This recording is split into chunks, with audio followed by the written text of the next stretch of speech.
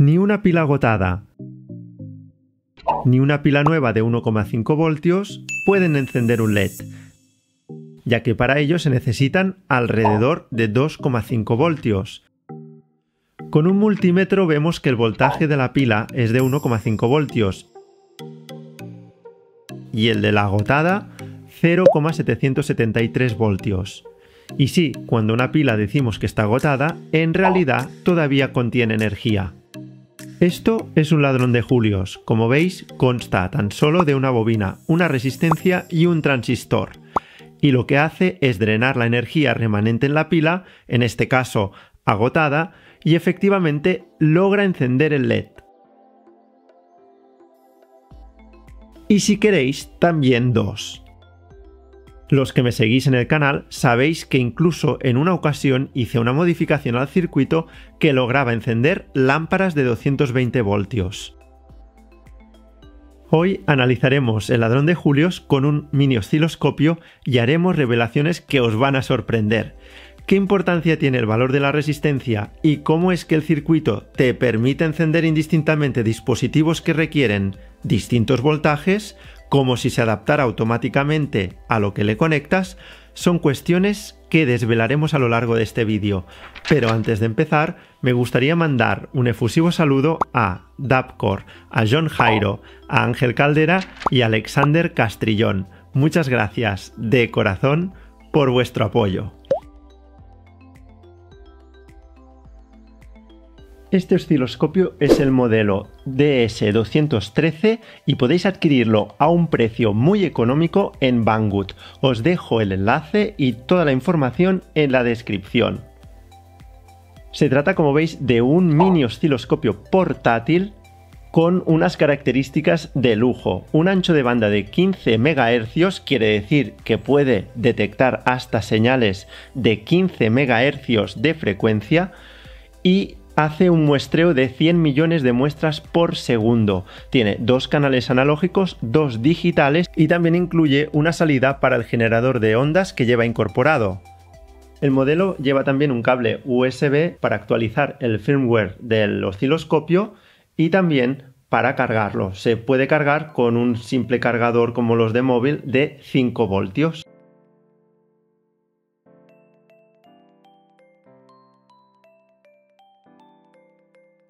Trae consigo también 2 sondas, cada una con un interruptor de atenuación por 10 y un enganche para poner la referencia. Este enganche sería, como en un multímetro, la punta de prueba negra.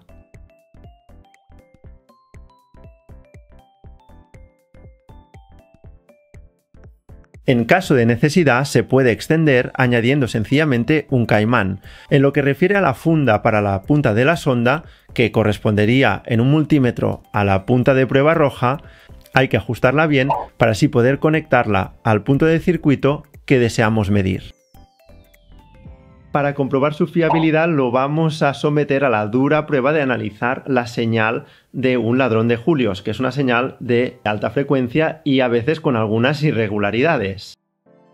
Una vez encendemos el mini osciloscopio podemos ver un menú que está todo alrededor de la pantalla y nos podemos desplazar por el menú pues utilizando la ruedecita marcada con una B.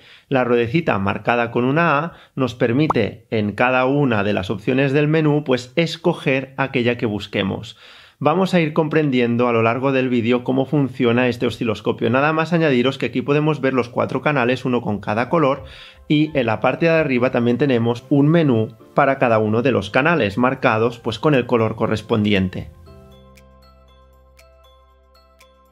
Dicho esto, pasemos a analizar el ladrón de julios. Vamos a empezar por analizar el voltaje a la salida del LED, es decir, vamos a poner la punta de prueba positiva pues en el colector y la negativa, el enganche negativo, lo vamos a poner en el emisor.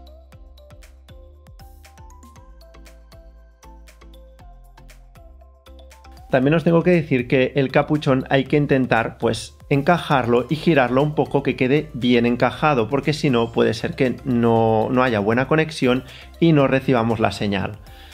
Vamos a encender el osciloscopio, vemos las 4 señales y una señal aparentemente pues muy borrosa, muy poco definida.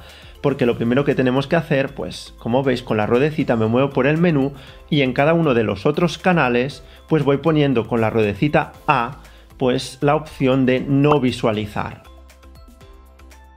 A continuación, usando la ruedecita B me muevo hasta la opción YP y con la rueda A centro la señal de modo que quede cortada por el eje horizontal.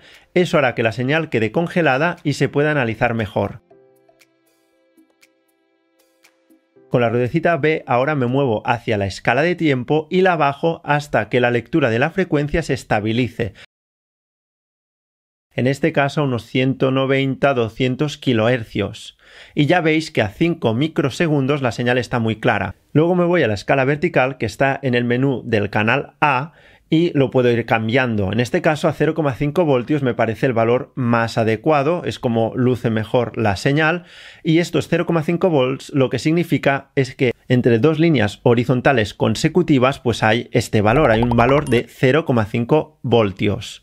Luego puedo seguir ajustando la escala de tiempo a 2 microsegundos, a 1 microsegundo, incluso se puede a menos, pero en este caso no me conviene, y este valor corresponde a la distancia entre dos líneas verticales consecutivas. La lectura del voltaje pico a pico es de 2,40 voltios, esto explica que se encienda el LED, pero si veis estos picos no son todo el rato, de hecho la mayor parte del tiempo no hay señal. Si en la lectura en vez de visualizar la frecuencia con la ruedecita A lo cambio a ciclo de trabajo, veo que es el 18-19% del tiempo, esto es el ciclo de trabajo, hay señal el 18% del tiempo. Si en vez del voltaje pico a pico elijo la lectura del voltaje eficaz, el voltaje RMS, veo que ese valor solo es de 900 milivoltios, es decir, de 0,900 voltios, así que en realidad el voltaje no ha aumentado tanto como aparenta. Y este es uno de los trucos que hay detrás del ladrón de julios. Aprovechando que tenemos la sonda en la salida del LED, lo que voy a hacer ahora es ajustar el potenciómetro. En vez de una resistencia, como veis, he puesto un potenciómetro que es una resistencia variable. Girando el dial, pues puedo ir seleccionando distintos valores de resistencia. Ahora la estoy aumentando y veis lo que está sucediendo en pantalla. La frecuencia aumenta, pero la amplitud de la señal está disminuyendo, hasta que llega un momento que no hay señal oscilante y no hay amplitud y como veis el LED se ha acabado apagando. Si en cambio disminuyo la resistencia en la base, lo que voy viendo es que aparece la oscilación, esta oscilación cada vez es de menor frecuencia y el voltaje pico a pico es mayor. Entonces, como podemos ver, cuanto menor es la resistencia, la señal es mayor, aunque de menos frecuencia, pero a fin de cuentas el LED brilla más. El motivo de poner una resistencia en ese punto es de proteger el transistor. En este caso, como estoy utilizando una pila que tiene muy poco voltaje y la señal de entrada es muy débil, en este caso no poner una resistencia realmente está ayudando a que el LED brille más.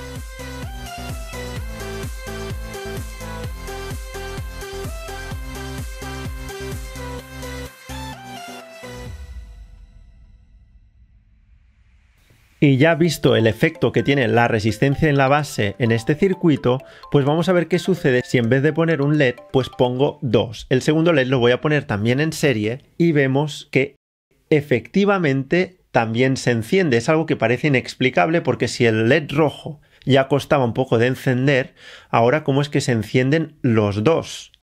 Y si encima me voy a la señal, pues la señal nos está indicando que el voltaje es superior a 5 voltios. Es decir, ¿cómo puede ser? Ahora resulta que el ladrón de julios me está dando un voltaje aún mayor, un voltaje pico a pico aún mayor del que me daba antes. Pero si me voy al voltaje eficaz, VRMS, la lectura es de 1,28 voltios, por lo tanto la elevación de voltaje real no ha sido nuevamente tanto como la aparente. Vemos que esto va en consonancia con que ha disminuido un poco la frecuencia de la oscilación.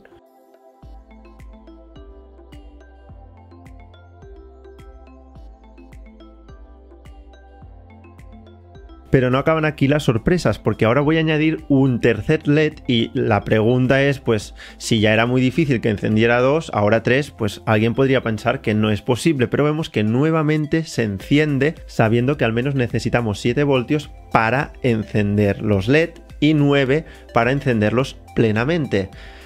Si vamos al voltaje eficaz, vemos que este no ha aumentado prácticamente, es decir, ahora estamos en 1.40, la frecuencia, pues claro, ha bajado, pero si medimos el voltaje pico a pico, sí que se superan esos 7 voltios, como ya era de suponer viendo que se encienden los 3 LED.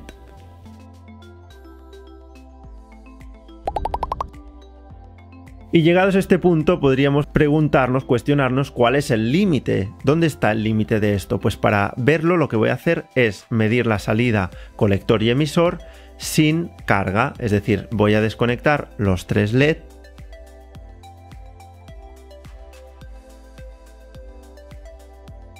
Por si acaso voy a poner la sonda en por 10, en atenuación por 10.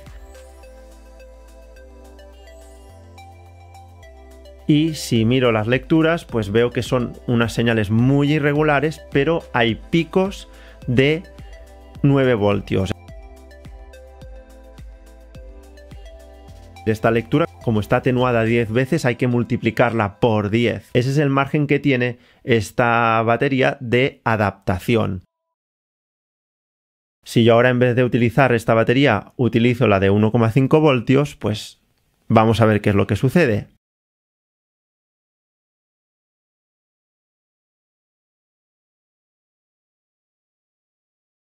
Y aquí vemos picos de hasta 40 voltios, superan los 40 voltios. Este es más o menos el margen que tiene de adaptación, eso sí, teniendo en cuenta que si el dispositivo que yo conecte requiere, en vez de decenas de miliamperios, que es el caso de los LED, requiere más, pues en ese caso va a ser muy difícil o imposible sencillamente encender el dispositivo. Y hasta aquí el vídeo de hoy, espero que os haya gustado mucho, han quedado muchas cosas por hacer.